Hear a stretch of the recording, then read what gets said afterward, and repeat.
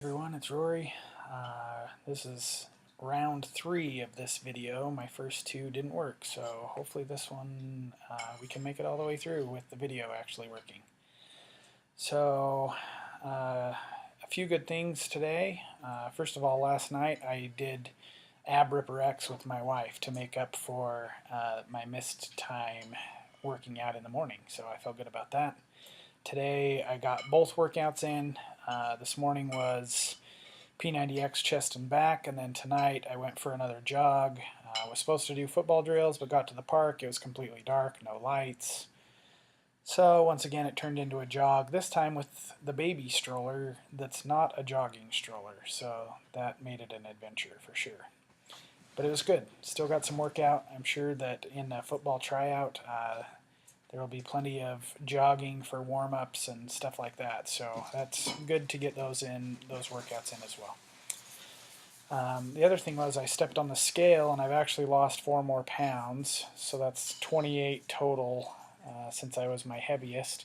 I'm not trying to necessarily lose weight, but I also lost body fat, so I don't really care what happens either way. If I stay this weight, great. If I lose a little bit, great. I just want to gain strength and gain the muscle that I need, and whatever weight that puts me at is fine. So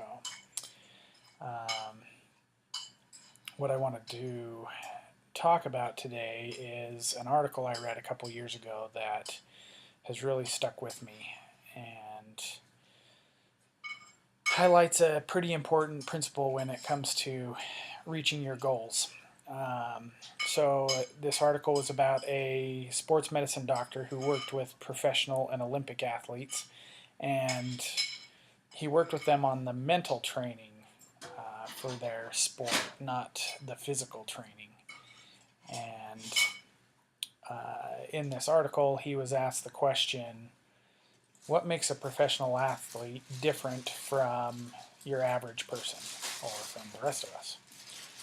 And the answer he gave was really cool and has really stuck with me. However, I, until now, have yet to apply it into my life in very many areas. So here's what he said. He said that in his regular practice,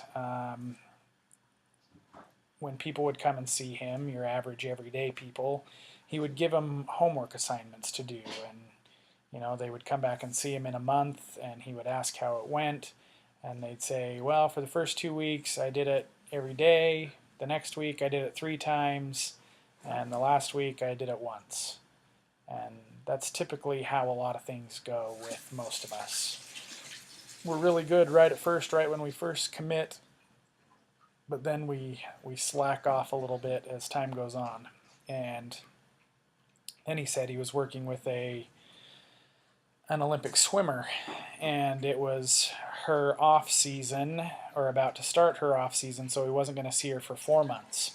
And he wanted her to record some specific things that she did every day in her journal for the 4 months until they saw each other again. And the next time they saw each other, he asked her how things went, and she said her training was great. And he asked if he could see her journal, and she said sure, and handed it to him. And in the journal was 4 months worth of journal entries every single day.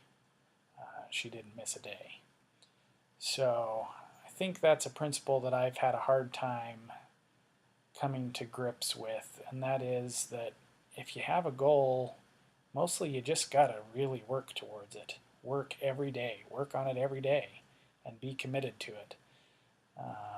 So I'm excited to really be committed to this goal, and I'm committing to you that are watching these videos that I won't miss a day.